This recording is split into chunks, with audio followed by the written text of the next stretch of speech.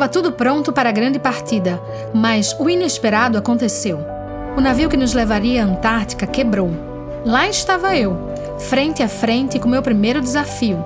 Navegar para a Antártica nunca foi previsível, e essa incerteza se mostrou mais cedo do que eu esperava.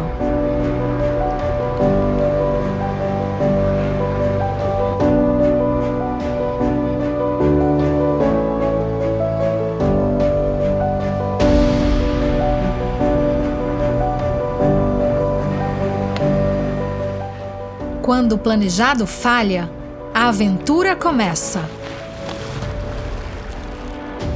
Agora precisava alcançar o navio Arirongel, fundeado em águas chilenas.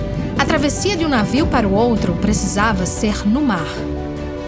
Assim começou mais cedo do que esperado minha jornada a bordo do Arirongel. Longe de ser um simples traslado, essa passagem de bote se tornou o início precoce e dramático de uma expedição inesquecível. Então, pessoal, olha só. Ainda bem que eu sou pequenininha, porque alguém maior bate aqui. Sim, ó, aqui em cima tem uma luz, caso eu queira fechar aqui, apagar. Tenho aqui uma tomada para carregar telefone, enfim, né? Dá para me virar. É isso. Tchau, tchau. Vou dormir, vou descansar um pouquinho. Por aqui passarei minhas próximas noites, enquanto nos aproximamos do continente mais isolado do mundo. O Arirongel, conhecido como Gigante Vermelho, é mais do que um navio. É uma fortaleza logística essencial para o apoio às operações e à pesquisa científica na Antártica. Sou o capitão de mar e guerra Fabiano de Medeiros e Chaio, comandante do navio de apoio oceanográfico Arirongel. O comandante, em última instância, ele é o responsável por tudo que ocorre no navio. Então, o meu sentimento é de responsabilidade e a minha recompensa, a minha contrapartida é quando eu vejo no meu subordinado, no olhar do meu subordinado, a confiança que ele deposita em minhas decisões. Amo demais o que eu faço e não consigo me enxergar fazendo outra coisa que não seja ser marinheiro.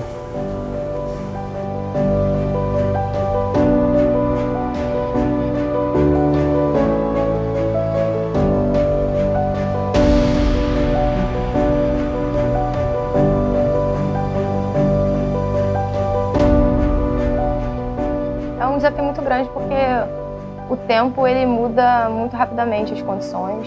E é muita responsabilidade, né? Porque o navio ele tem que executar as tarefas, né? A gente tem um cronograma para seguir e é sempre o tempo que vai dizer se aquela atividade pode ser feita ou não.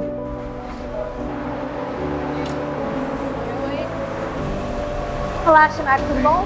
Então, vamos conhecer um pouco agora sobre a praça de máquinas? Praça de máquinas, vamos lá. Coração do navio. É isso aí. Por aqui. A gente vai utilizar esse abafador, nosso grande ruído. O EPI que a gente utiliza na produção dos motores. Ok. Já? A praça de máquinas, o coração pulsante de qualquer navio, abriga o motor principal, os motores auxiliares e todos os controles necessários para a operação eficiente da embarcação. Cada verificação e ajuste são feitos com a máxima atenção, garantindo que nada seja deixado ao acaso. Aqui, tudo é energia e movimento, onde a força se converte em progresso através das águas geladas.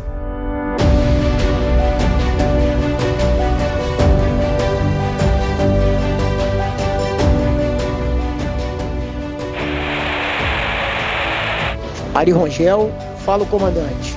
Neste momento, o navio encontra-se navegando nas proximidades do Cabo Froward, que é o extremo sul do continente sul-americano. Ao alto, no Cabo Froward, podemos visualizar o monumento denominado Cruz de los Mares.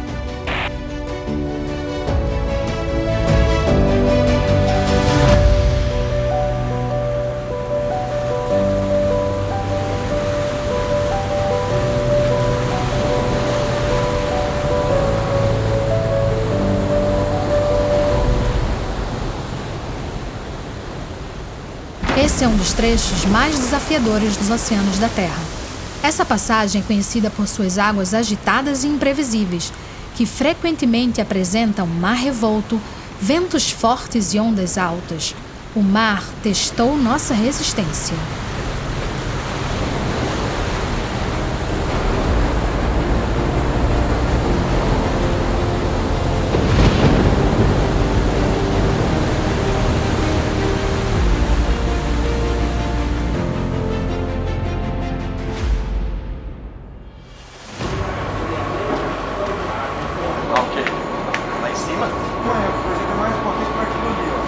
O projeto Bicu, ele vem aqui justamente tentar determinar quais os possíveis resultados, né, de um aquecimento, né, do Oceano Antártico, né, e se a fauna das latitudes mais ao norte, né, os organismos vão começar a invadir o continente antártico.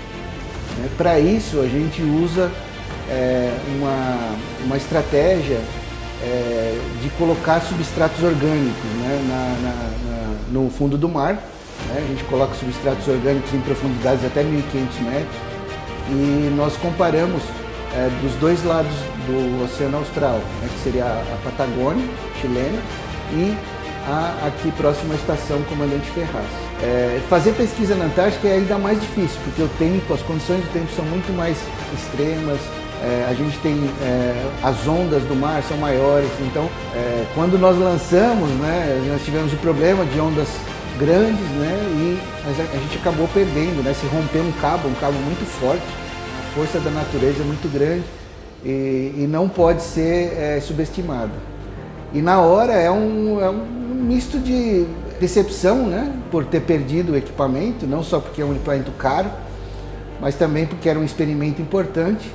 Como nós tínhamos outras estruturas para lançar, então isso não afetou tanto o nosso trabalho. Né? A gente ia lançar dois landers, né, que a gente chama que é o equipamento que a gente perdeu, a gente ia lançar dois deles, duas gaiolas, né, no Mar de Drake, né, mas para responder as nossas perguntas, das nossas perguntas principais do projeto, essas duas do Mar de Drake já vão ser suficientes e mais duas que nós vamos lançar do outro lado, né, do lado da Patagônia, que é justamente os dois extremos ali, um do lado norte da corrente circumpolar e o outro do lado sul da corrente circumpolar, vão ser suficientes para a gente conseguir responder as perguntas que estamos tentando responder. Em alguns instantes, estaremos navegando no Estreito de Nelson, no arquipélago das Ilhas Shetland do Sul, que significa que para trás ficou o tenebroso Estreito de Drake e à frente temos o Estreito de Bransfield, em águas antárticas. Senhores, bem-vindo à Antártica. Ali, meu sonho se concretizou e fiquei fascinada por vislumbrar uma paisagem única e impactante. Embora pareça improvável que a Antártica, a maior massa de gelo do planeta Terra, possa afetar o clima de um país tropical como o Brasil, a realidade é que há uma interação constante. A Antártica influencia e é influenciada pelos ventos da América do Sul. Inclusive, o continente gelado e a Amazônia estão conectados pelos ventos. Fuligens das queimadas amazônicas já foram detectadas no continente gelado, destacando a relação climática entre as regiões. É isso! Finalmente chegamos! Na Estação Antártica Comandante Ferraz. Está localizada na Ilha George. Foi projetada para que sobreviva ao tempo e às intempéries. Dispõe de todas as instalações necessárias como se fosse uma pequena cidade. A pesquisa científica é a razão maior da presença brasileira no continente antártico, mas também exerce uma importante função estratégica do ponto de vista geopolítico e econômico. Por aqui dormi uma noite e fui convidada a retornar ao navio para seguir viagem.